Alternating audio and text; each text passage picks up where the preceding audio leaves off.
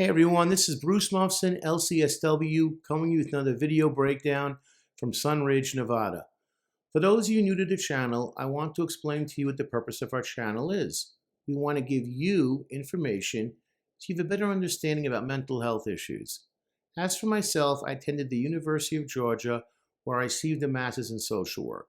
I then had to do a 2-year internship and then take a national exam to become a licensed clinical social worker. I have worked inpatient in hospitals and also done outpatient work seeing people in their homes.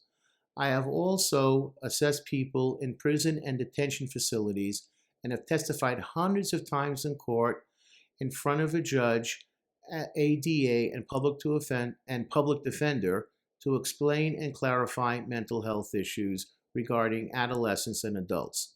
I have also done extensive public speaking, mostly to law enforcement, on understanding mental health issues with the mentally ill. And to maintain my license, I had to do 36 hours of classes every 2 years to maintain my license. Tonight, we're going to do again the next song in the album of Mr. Morale and the Big Steppers by, of course, Kendrick Lamar. And the song is called Mirror.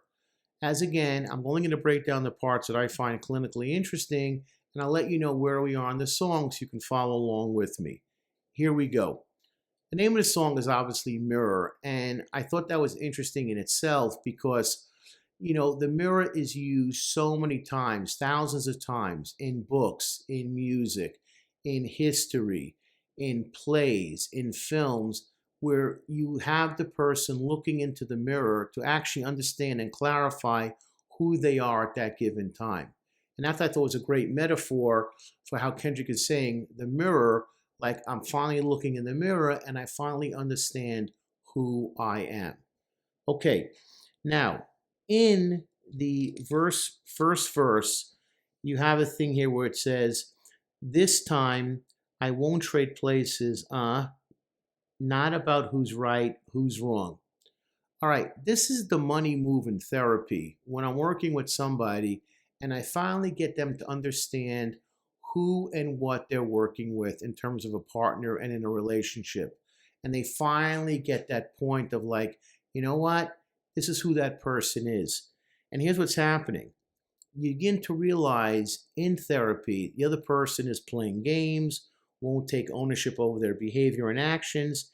And you realize unless you move on this is how your life is going to end up. You have to make that decision to change your life for the better, or reality is you stay in the worse. Things don't change. Okay, then in the chorus, which is said 3 times, you have it, I choose me, I'm sorry. And you wonder why the need to say something 3 times, each time, 1, 2, 3, 4, 5, 6, a lot. And it goes, because I'm choosing my own path and I'm no longer working for someone else anymore. It's just me. I choose me. I'm sorry. Why do you have to say it so many times? There's a reason why. Because it's hard. It's hard to break away from that mindset of I'm always going to be stuck in this. I'm always going to be doing the same thing over and over again. Not just in therapy, but in life as well. Something I still deal with, where I say, I choose me, I'm sorry, I'm choosing my own needs over someone else, and I'm choosing my own path over following everyone else. Then it goes in verse 2. I was so low and mourning through the family feuds. Yeah, you want to get past the trivial and the games that people and families play. And I am done with the cuckoo. I want to be around the normal. Just speaking about that with the holidays coming up, Thanksgiving just passed, Christmas is only a few weeks away, and how many families are really dysfunctional? And do you really want to go through that year after year after year? Passive aggressive, repressed anger, drug and alcohol problems, massive insecurity, treating you like you're still 4 years old when you're now 37. You don't want to deal with that stuff anymore. And he's saying that when he said, I'm mourning through the family feuds. I don't want to be around the family feuds. What are we feuding about? Doesn't make any sense. And then you go in verse 3, it goes, cause all of it, it's toxic. It's toxic. Because it is. And it takes a toll on you mentally and also physically. You want to be around functional people. If you stay with toxic, you become toxic. That's the reality. You got to find healthy to become healthy.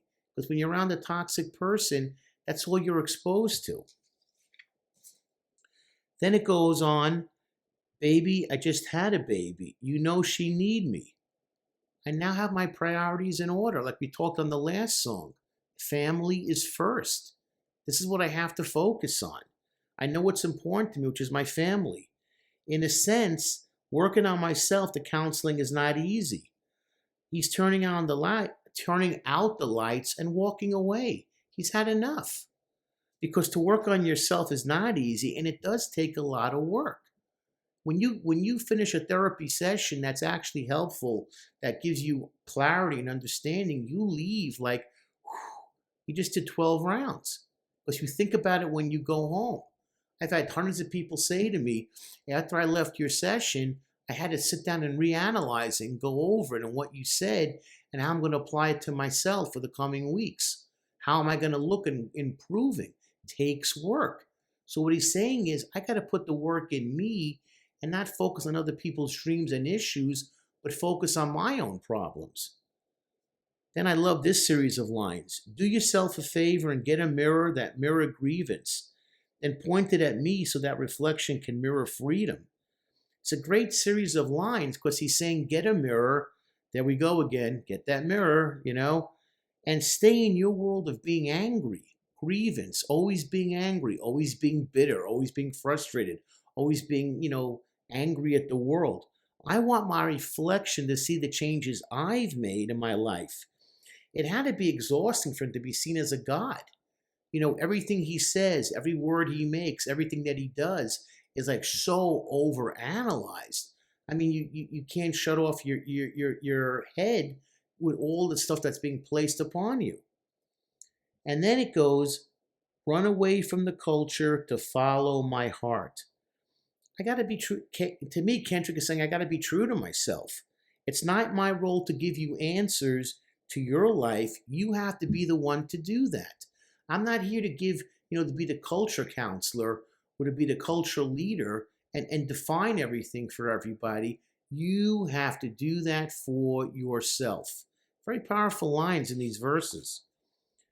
And then it goes, I have stepped away, it goes, sorry. Oh, this is in the bridge.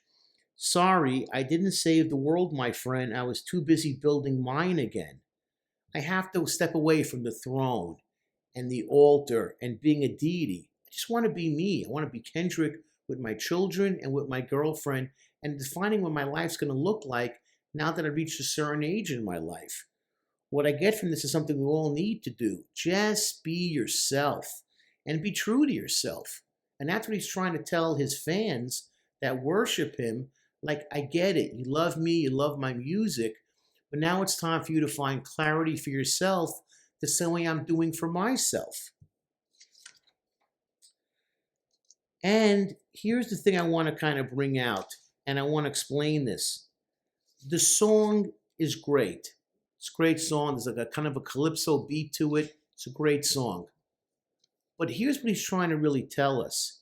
He's metaphorically taking off the robe and the crown and the godlike role he has been anointed with. To me, he is saying, I don't have life answers for you, and that you, the audience, need to find it out for yourself. In essence, who knows more about your life than you? That's what I try and bring out when I'm doing therapy with people, is to understand yourself.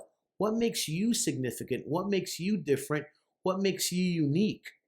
So often in therapy, people need help in finding their own, answers on who they are and really are. Today with social media so strong, let everyone tell us how we should live our life, until too often we realize they don't have any more of a clue on how to live their own life and telling you how to live yours. But we're so obsessed with what people think of us and what they telling us what we should wear, what we should eat, what we should drink, who we should follow, who we should hate, who we should follow and do this for. Silly. when you pull behind the curtain, pull back that curtain, you realize they don't have any more of an answer than you do. Learn to think for yourself and never settle for what people tell you if it's going to be negative or dream crushing. Run from the toxic and the bitter, and never be afraid to think on your own and to trust what we talked about before, your spidey sense. If something is tingling, it makes you nervous, there's probably good reason to think that way. In conclusion, remember that the best person that's going to know you is you, no one else. And you only get that way by seeing the world through your eyes and experience. Please let us know by giving us some comments on when you reach that aha moment that you realize, you know what, I'm doing things my way, I'm going to see things my way, and I'm going to do things my way. Bruce Mofson, LCSW, Sunridge, Nevada.